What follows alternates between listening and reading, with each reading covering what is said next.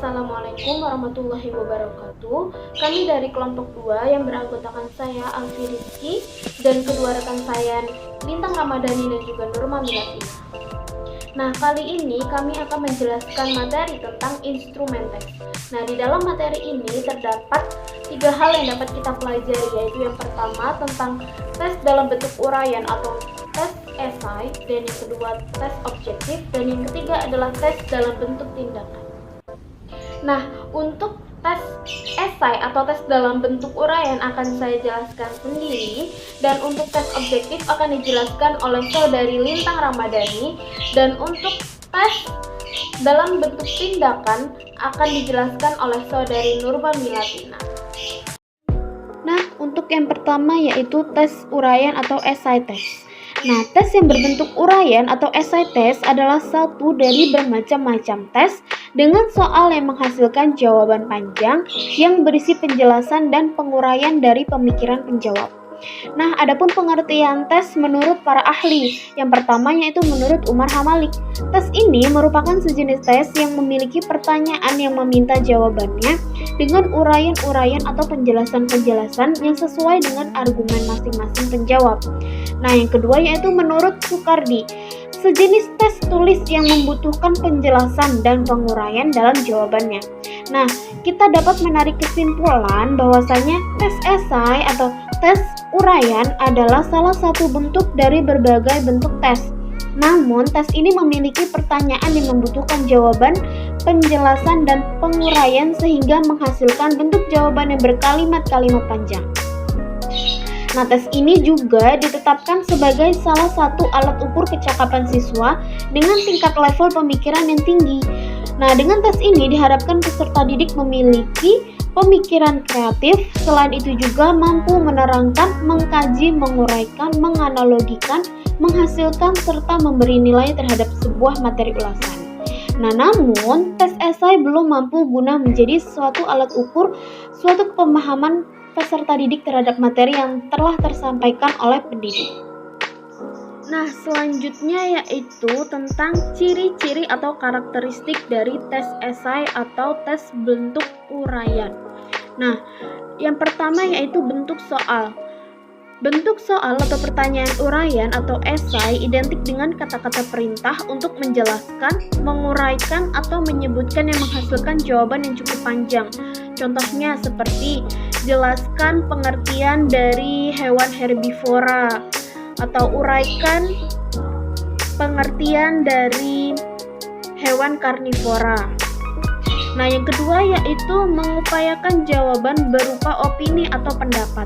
Nah, dalam hal ini pertanyaan akan mengarahkan siswa untuk mengomentari, menjelaskan, menafsirkan, memberikan perbedaan dan lain sebagainya. Contohnya, misalnya di situ ada suatu gambar kota yang sedang mengalami banjir. Nah, di situ akan ada perintah seperti apa pendapatmu tentang gambar tersebut? Lalu apa yang kamu lakukan dengan gambar tersebut?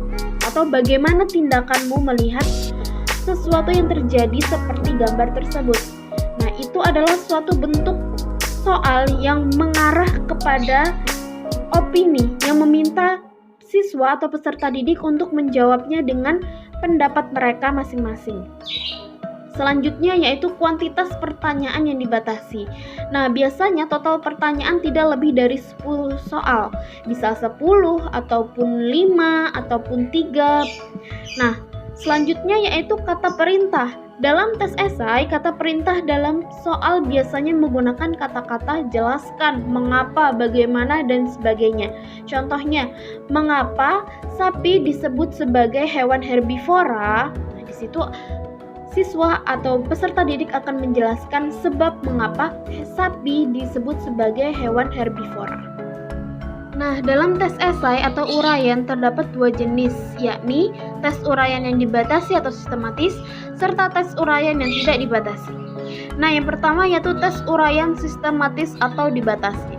Tes uraian sistematis atau dibatasi yakni pertanyaan tidak dibuat dengan berkembang, namun tetap terpacu dan dibatasi, yang mengakibatkan adanya pembatasan dalam jawaban. Meskipun bermacam-macam kata dalam jawaban, akan tetapi fokuskan pada intisari dari jawaban tersebut dengan menyesuaikan dengan pertanyaannya. Nah, jika disimpulkan, penataan dan inti dari jawabannya yang lebih penting. Contoh, sebutkan dan jelaskan apa saja hukum bacaan normati dan tanwin. Yang kedua yaitu tes esai atau uraian yang tidak dibatasi. Nah, dalam tes uraian bentuk ini, pertanyaan menurut jawaban dari pendapat atau pemikiran dari siswa. Dalam pertanyaan ini, siswa akan dibebaskan untuk mengutarakan pendapatnya, karena di setiap tes memiliki permasalahan dan tidak saja berupa suatu realita. Maka dari itulah ada perbedaan cara dan sistematika di setiap tes. Namun tetap memiliki acuan dalam pemeriksaan jawaban. Contoh, bagaimana Islam masuk ke Indonesia? Jelaskan secara singkat. Adapun kelebihan dan juga kekurangan dalam penggunaan tes esai atau tes uraian sebagai mengukur atau evaluasi pembelajaran, yaitu yang pertama, penyusunan mudah dan cepat. Nah, penyusunan soal dan juga kunci jawaban akan dilakukan mudah dan juga cepat. Nah, yang selanjutnya yaitu menjadi pencegah akan munculnya dugaan dari siswa. Tentu saja tes esai ataupun tes uraian akan sulit untuk siswa menduga-duga jawaban dari pertanyaan tes esai. Selanjutnya menjadi alat ukur pengevaluasian dan kepemahaman siswa. Selanjutnya mendorong siswa untuk berargumentasi atau berpendapat. Tentu saja ada beberapa soal atau beberapa pertanyaan yang mengarah untuk siswa berpendapat ataupun beropini. Selanjutnya siswa tidak dapat menebak. Sama halnya dengan kelebihan sebelumnya, yaitu mencegah siswa untuk menduga-duga. Selanjutnya keakurasian dan keabsahan bisa nampak pada kalimatnya. Selanjutnya, penyusunan soal tidak menghabiskan waktu banyak. Dan selanjutnya, fasilitas yang dibutuhkan lebih sedikit. Nah, selanjutnya yaitu kekurangan dari penggunaan tes esai atau tes uraian. Yang pertama yaitu materi terbatas. Tentu saja melihat jumlah maksimal tes esai biasanya hanya 10 soal. Nah, dengan jumlah 10 soal ini belum tentu mencangkup seluruh materi yang telah diajarkan oleh guru kepada murid. Selanjutnya yaitu sulit dan memakan waktu banyak dalam pemeriksaan jawaban. Tentu saja tes esai menghasilkan jawaban dengan kalimat-kalimat yang panjang. Tentu saja ini akan menyulitkan dan memakan waktu banyak bagi pengoreksi untuk mengoreksi jawaban dari murid. Selanjutnya, pendidik terkadang kurang adil dalam pemberian nilai. Nah, contohnya kejadian seperti halnya jawaban seorang siswa di mana dia sebenarnya jawabannya benar, namun karena pengoreksi tidak dapat membaca tulisannya yang kurang rapi, maka terkadang pengoreksi menyalahkan jawaban tersebut. Selanjutnya, jawaban hanya diperiksa oleh pembuat soal. Nah, karena yang hanya mengetahui kriteria jawaban yang benar dan juga kunci jawaban hanyalah pembuat soal. Selanjutnya, tes uraian memiliki tingkat validitas dan reliabilitas yang rendah. Selanjutnya, adanya pengaruh nilai atau skor antara satu soal dengan soal lainnya. Misalnya, skor untuk soal nomor pertama yaitu dengan skor 3, lalu nomor 2 beda skor lagi, dan yang ketiga terkadang juga berbeda dengan skornya. Selanjutnya, minimnya penguasaan materi dan pokok dalam menafsirkan soal yang berakibat pada ketidaktepatan pada jawaban. Nah, terkadang siswa kurang menguasai materi dan juga kurang memahami soal dalam tes uraian ataupun tes esai yang berakibat mereka atau peserta didik ini salah memahami dan juga kurang dalam memberikan jawabannya dalam soal tersebut.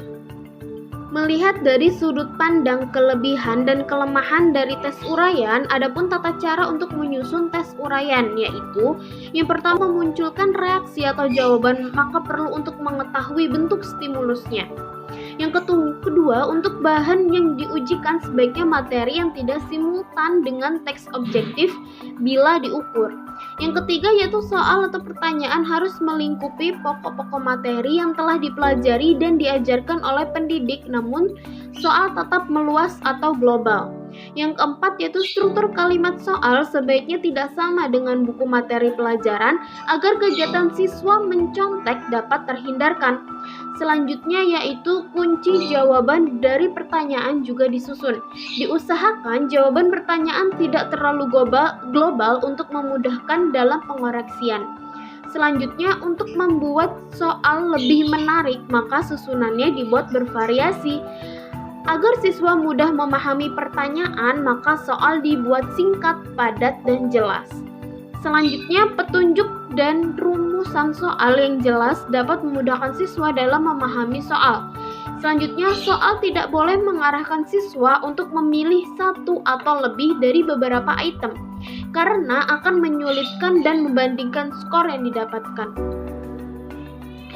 Pada tes ini, soal yang diberikan akan condong pada pertanyaan-pertanyaan yang membuat siswa mendiagnosis problematik, memahamkan, mengilustrasikan, serta membuat perbandingan dua hal atau lebih, mengkritik dan memecahkan masalah seperti perhitungan. Selanjutnya, tes esai menggunakan materi penghantar dalam penyusunannya. Selanjutnya, kalimat atau kata-kata yang digunakan, misalnya jelaskan bagaimana pendapatmu dan lain sebagainya.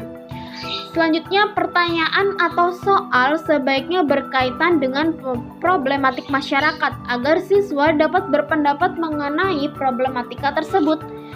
Selanjutnya, upaya agar pertanyaan dapat memberikan dampak atau pengaruh bagi tingkah laku siswa. Selanjutnya, menyelaraskan ukuran soal, panjang pendek, dan kerumitan jawaban dengan jenjang kepemahaman peserta didik. Nah, selanjutnya yaitu petunjuk skor jawaban dari setiap soal perlu ditulis. Nah, adapun tata cara dalam memeriksa atau mengoreksi jawaban dari tes uraian, yakni ada 4 metode. Nah, kita membahas untuk metode yang pertama, yaitu metode dengan per nomor, yakni dengan mengoreksi satu nomor terlebih dahulu dengan lembar jawaban yang berbeda dan seterusnya. Misalnya, kita mengoreksi jawaban peserta didik yang bernama A dengan nomor 1, lalu selanjutnya kita mengoreksi jawaban yang bernama B dengan nomor 1 juga, dan seterusnya. Selanjutnya yaitu per lembar, yakni dengan mengoreksi per lembar jawaban siswa. Misalnya kita mengoreksi 2 lembar jawaban siswa yang bernama A. Nah, selanjutnya yaitu kita menggunakan metode bersilang, yakni dengan mengalihkan jawaban kepada guru lain, kemudian dialihkan lagi kepada guru yang lainnya. Misalnya kita telah mengoreksi jawaban dari siswa yang bernama A. Selanjutnya jawaban tersebut akan dikoreksi lagi dengan guru yang lain. Kita oper ke guru yang lain. Nah, setelah itu kita oper lagi ke guru yang lainnya. Nah, melihat dari ketiga metode yang pertama itu, kita dapat menggunakan salah satunya atau dengan variasi sesuai dengan keperluan dan kebutuhan.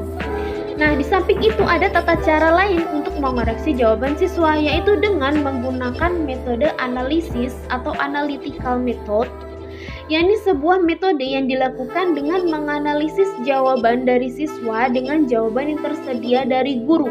Setelah itu ditelaah dan menghasilkan strategi ataupun tahapan yang terpisah serta ada skor yang didapat pada setiap tahapan.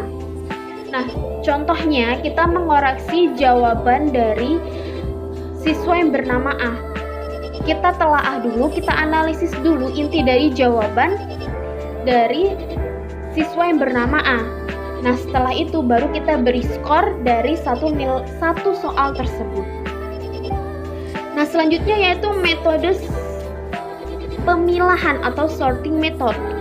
Nah, metode ini kebalikan dari metode analisis. Nah, dalam metode ini tidak adanya pembagian tahapan seperti metode yang pertama. Namun, metode ini dilakukan dengan memilih yang memilah maksudnya yang digunakan dalam pemberian skor pada seluruh jawaban peserta didik. Namun di sisi lain ada metode-metode yang juga dapat dipraktekkan oleh pendidik dalam mengoreksi jawaban atas pertanyaan uraian model bebas dan terbatas. Nah, yaitu metode penilaian rating method, yakni metode yang menggunakan caranya dengan menjadikannya berkelompok-kelompok sesuai dengan kualitas isi jawaban.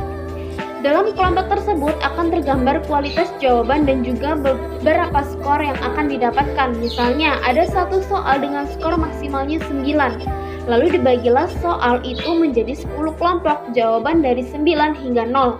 Cara ini dianggap sesuai jika digunakan untuk mengoreksi jawaban dari tes uraian jenis berbeda.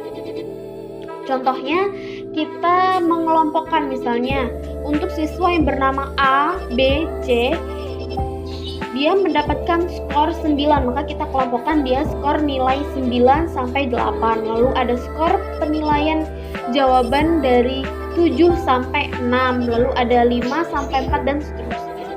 Nah, selanjutnya yaitu metode titik, yaitu point method, yakni metode yang dilakukan dengan cara jawaban yang disediakan oleh guru sebagai kunci jawaban, dan untuk pemberian skor akan tergantung dengan tingkat kemiripan atau kesamaan jawaban siswa dengan kunci jawaban. Nah, selanjutnya yaitu metode lain yang dapat kita lakukan untuk mengoreksi jawaban siswa, yakni dari sudut pandang M. Halim Purwanto, yaitu beliau menyatakan bahwa ada beberapa cara yang dapat dilakukan oleh guru untuk mengoreksi jawaban siswa, yaitu yang pertama, penilaian jawaban siswa disesuaikan dengan hasil belajar yang sedang diukur. Nah, berikanlah nilai dengan poin untuk jawaban terbatas dari soal uraian atau untuk lebih tepatnya menggunakan petunjuk jawaban. Selanjutnya, pakailah standar tertentu untuk menjadi pedoman penilaian dalam mengoreksi jawaban terbuka atau bebas dari soal uraian. Selanjutnya, pengevaluasian jawaban dilakukan bukanlah dengan siswa demi siswa, melainkan soal demi soal. Nah, selanjutnya pengevaluasian jawaban siswa dilakukan tanpa mengetahui nama pemilik lembar jawaban tersebut. Yang terakhir yaitu cek ulang dengan bantuan guru lain untuk mengakuratkan hasil penilaian jawaban-jawaban tersebut. Baik, saya Lintang Ramadhani. Di sini saya akan meneruskan penjelasan dari teman saya mengenai tes objektif. Tes objektif. Tes objektif adalah suatu tes hasil belajar yang dilakukan dengan ukuran yang sudah ditentukan dan menuntut peserta didik untuk memilih mana jawaban yang benar di antara berbagai kemungkinan jawaban. Jadi, dalam tes objektif ini hanya menuntut siswa untuk mencari jawaban yang benar dan jawaban yang salah. Adapun tipe-tipe dari tes objektif ada 5. Yang pertama yakni completion test, multiple choice test, matching test, fill-in test, dan true-false test. Masuk ke pembahasan completion test, atau biasa dikenal sebagai tes melengkapi atau menyempurnakan. Tes seperti ini memiliki beberapa kelebihan, yakni mudah dalam penyenalan dan juga taraf hafalan saja. Dan juga tes seperti ini lebih menghemat tempat dalam pengerjaannya.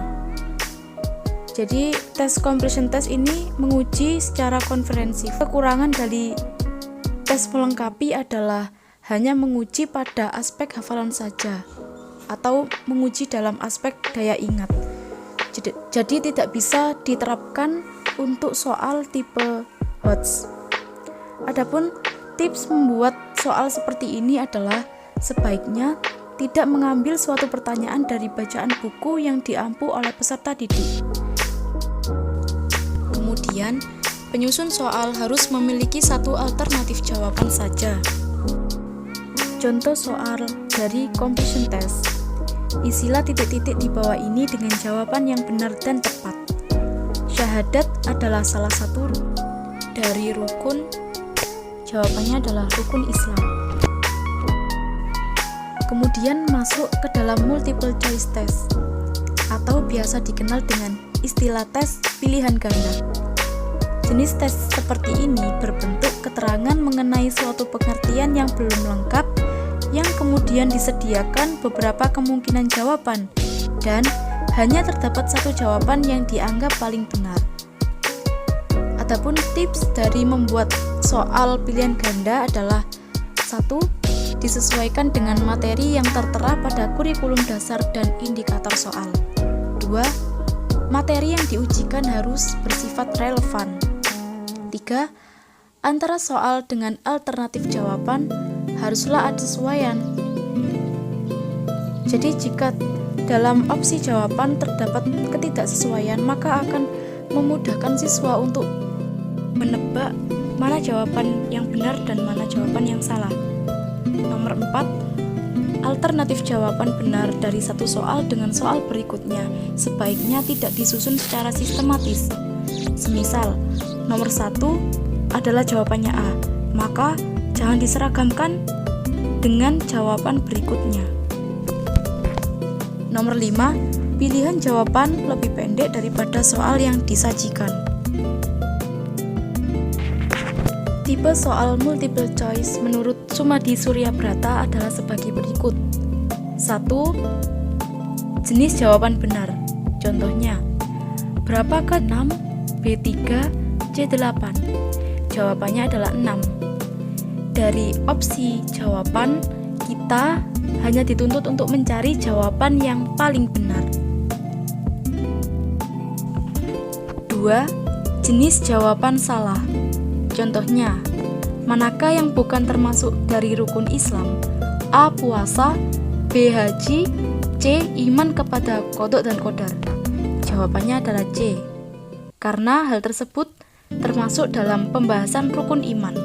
Jadi, tipe soal yang kedua ini adalah peserta didik dituntut untuk salah. 3. Jenis opsi jawaban yang sesuai dan paling tepat yang diikuti oleh jawaban alternatif. Contoh, tujuan dari dilaksanakannya ibadah sholat adalah: A. Sebagai bukti bahwa kita beragama Islam. B. Karena sudah diwajibkan oleh Allah sebagai bentuk ibadah makhluk kepada Tuhannya. C. Untuk mendapatkan banyak pahala. Ketiga, jawaban yang paling benar, yakni jawaban B. Karena sudah diwajibkan oleh Allah sebagai bentuk ibadah makhluk kepada Tuhannya. Dan sesuai dengan ayat Quran, Innas sholata kanat 'alal mu'minina kitaban mauquta. Kemudian, jenis opsi jawaban yang tidak sesuai. Contohnya, rukun Islam yang kedua adalah A. Sholat, B. Bekerja, C. Percaya kepada malaikat. Jawaban yang benar adalah A. Sholat. Dan kedua opsi dari. Kemudian matching test atau biasa dikenal dengan istilah tes menjodohkan atau mencocokkan. Jenis tes seperti ini berupa disajikan satu seri pertanyaan di sebelah kiri dan satu seri jawaban di sebelahnya, dan peserta didik diperintah untuk mencocokkan dari soal satu kepada jawaban yang sudah disajikan di kolom sebelahnya.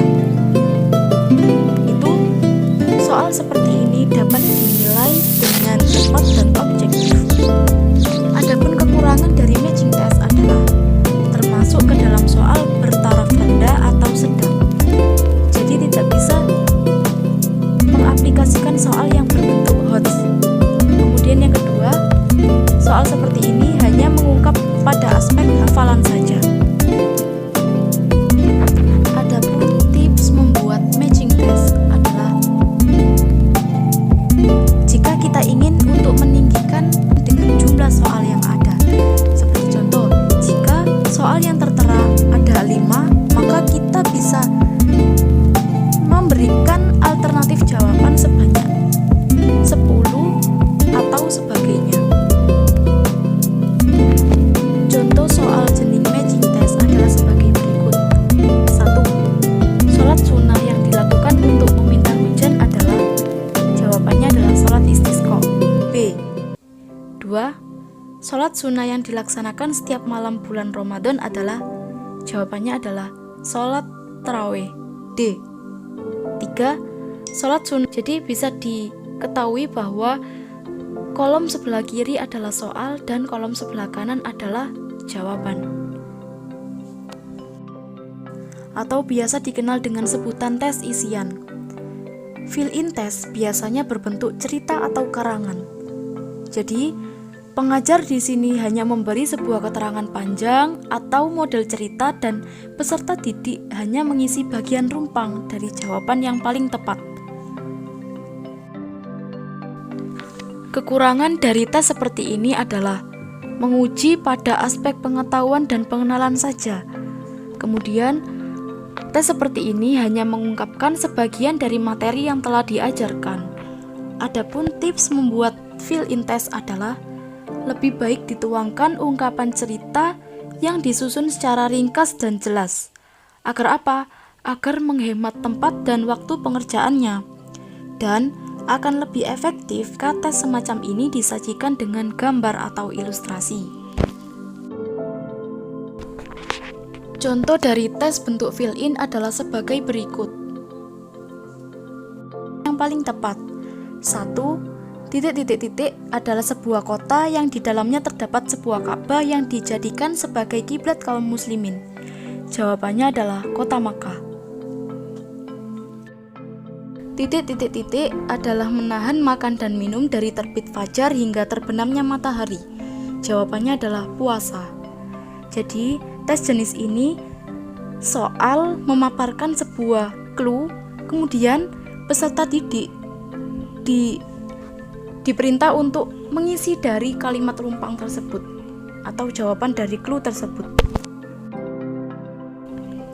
Yang terakhir adalah true false test atau biasa dikenal dengan istilah tes benar salah. Sistem dari tes seperti ini hanya diperintah untuk menentukan mana jawaban yang benar atau tepat dan mana jawaban yang salah. Ini adalah pembuatan dan pengerjaannya cukup mudah dan mencakup bahan pelajaran yang luas. Kemudian kekurangan dari tes ini adalah lebih memberi peluang besar kepada peserta didik untuk memberikan jawaban secara spekulatif. Ini ditujukan untuk peserta didik yang kurang memahami materi soal.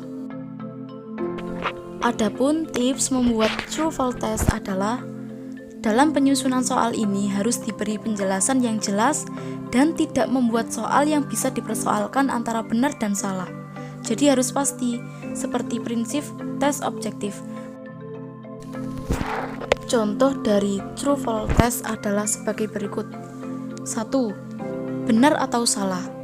Rasulullah SAW lahir pada tahun 570. 2. Benar atau salah? Dzun Nurain adalah julukan bagi Sayyidina Ali bin Abi Thalib. Jawabannya adalah salah, karena julukan tersebut adalah julukan bagi Khalifah Utsman bin Affan. Oke, perkenalkan nama saya Nurma Milatina. Di sini saya akan melanjutkan presentasi tentang instrumen tes yang sebelumnya telah dijelaskan oleh dua teman saya, yaitu pada pembahasan terakhir tentang tes tindakan. Tes tindakan atau disebut juga dengan istilah performance test. Tes tindakan merupakan tes yang mewajibkan jawaban dari peserta didik berupa tindakan, perilaku, atau perbuatan di bawah penguasaan pihak yang menguji, yang akan mengobservasi penampilan dan tingkah laku peserta didik, serta akan memutuskan terkait kualitas hasil belajar yang dihasilkan dan ditampilkan oleh peserta didik. Peserta didik bertindak sesuai dengan apa yang diminta, ditanyakan, dan diperintahkan kepadanya. Tes tindakan ini dilakukan agar dapat mengukur dan menilai pekerjaan yang telah diselesaikan oleh peserta didik. Selain itu juga dapat digunakan untuk mengetahui kecepatan dan kemampuan peserta didik dalam merencanakan sebuah pekerjaan, serta dapat mengetahui keterampilan dan ketepatan peserta didik dalam menyelesaikan pekerjaan tersebut. Berikut beberapa unjuk kerja atau tindakan yang dapat dinilai dan diukur dengan tes tindakan, yaitu bernyanyi, membaca puisi atau deklamasi, memainkan alat musik, menggunakan alat-alat laboratorium atau mengoperasikan sebuah alat, menari, dan masih banyak unjuk-unjuk kerja lain yang dapat dinilai dengan tes tindakan. Manfaat dari tes tindakan. Penilaian dan pengukuran melalui tes tindakan ini sangat cocok dipakai untuk mengetahui ketercapaian kompetensi yang mewajibkan peserta didik menunjukkan tindakannya. Dibandingkan dengan tes tertulis, tes tindakan ini dianggap lebih otentik karena dengan tes ini, kemampuan peserta didik akan terlihat dan tercermin dengan sebenarnya. Salah satu contohnya, saat guru berkata kepada salah satu peserta didiknya, "Tolong tunjukkan bagaimana cara mengajar dengan menerapkan model pembelajaran aktif tipe Jigsaw di depan kelas ini." Pada saat itulah seorang pengajar dapat melihat sendiri kemampuan peserta didiknya secara langsung. Dengan itu, tentu saja tes tindakan ini sangat bermanfaat dalam membantu memperbaiki perilaku dan kemampuan peserta didik dengan baik. Karena kesalahan dan kekurangan yang dilakukan peserta didik saat diminta untuk bertindak dinilai dan diukur oleh pengajar secara objektif, sehingga pengajar dapat menjadikannya sebagai bahan dasar pertimbangan bagaimana untuk praktek ke depannya. Tidak jauh berbeda dengan jenis-jenis tes yang lainnya, tes tindakan ini pun juga memiliki kelebihan serta kekurangannya. Berikut sederet kelebihan yang dimiliki oleh tes tindakan. Yang pertama, tes ini merupakan satu-satunya teknik tes yang dapat diterapkan untuk mengetahui hasil belajar dari peserta didik di bidang keterampilan, misalnya keterampilan menari dengan berbagai gaya dan jenis tarian. 2. Tes ini sangat tepat untuk mensinkronisasikan kesesuaian antara keterampilan praktek dan pengetahuan teori. Dengan itu, hasil penilaian menjadi sempurna dan lengkap. Ketiga, akan terhindar dari adanya kerjasama atau saling contek-mencontek antar peserta didik saat pelaksanaannya, seperti yang sering terjadi pada jenis-jenis tes lainnya. Dan yang terakhir, yang keempat adalah pengajar akan mampu mengenal lebih jauh karakteristik peserta didiknya satu persatu sebagai dasar tindak lanjut dari hasil penilaian, misalnya diadakan remedial. Sedangkan kekurangan atau kelemahan yang dimiliki oleh tes tindakan ini antara lain, yang pertama adalah membutuhkan waktu yang tidak sebentar atau lama. Kedua, terkadang dalam beberapa bagian tertentu akan membutuhkan dana atau biaya yang besar. Yang ketiga, membutuhkan sarana dan prasarana yang mencukupi. Keempat, lebih sering dan cepat menimbulkan kebosanan. Kelima, jika tes tindakan ini sering dilakukan secara rutin, maka sama saja tidak memiliki arti apa-apa atau kurang bekerja dan berjalan secara efektif. Dan yang terakhir, yaitu yang keenam, hasil penilaian dapat dipertanggungjawabkan manakala hal-hal pendukung yang diperlukan tidak terpenuhi, seperti tenaga, waktu, dan biaya. Hal-hal yang perlu diperhatikan pada tes tindakan. Dilihat dari bentuk responnya, tes tindakan ini masuk ke dalam kategori non-verbal test, yaitu tes yang menunjukkan jawabannya berbentuk tingkah laku. Oleh karena itu, tes tindakan ini disebut juga dengan tes perbuatan. Dalam pelaksanaan tes, kita perlu memperhatikan instrumen yang akan diterapkan untuk menguji dan menilai peserta didik agar sesuai dengan karakteristik mereka, yaitu dari segi perkembangan psikologis peserta didik yang akan diuji. Di sini, pengajar sebagai penguji harus mampu membedakan dalam menyikapi peserta didik dari fase tingkatan sekolah atau usianya saat proses pengamatan dan pengujiannya. Misalnya, antara fase kanak-kanak dengan fase remaja tentu berbeda. Jadi untuk fase kanak-kanak, kita harus mengamatinya secara keseluruhan terlebih dahulu, baru memberikan skor. Sedangkan untuk fase remaja, kita dapat memberikan skor dari setiap kegiatan dari keterampilan yang dilaksanakan oleh mereka. Baiklah, mungkin seperti itu dari kelompok 2 yang dapat kami jelaskan terkait instrumen tes ini. Kurang lebihnya dan salah benarnya kami mohon maaf, dan kami sangat terbuka sekali atas kritikan dan saran. Dan apabila teman-teman memiliki pertanyaan, kalian bisa menyampaikan pertanyaan tersebut di kolom komentar atau menyampaikannya di energi. Kita akan membahasnya bersama-sama. Atas perhatiannya, kami ucapkan terima kasih. Salam dari kelompok 2.